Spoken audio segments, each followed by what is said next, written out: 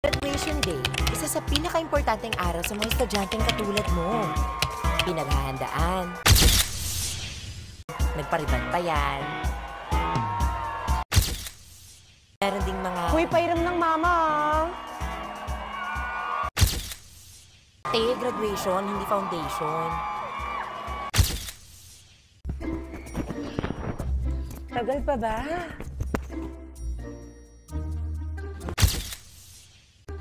Yung pumila ka ng napakatagal para lang sa kaklase mong hinakot lahat ng medal.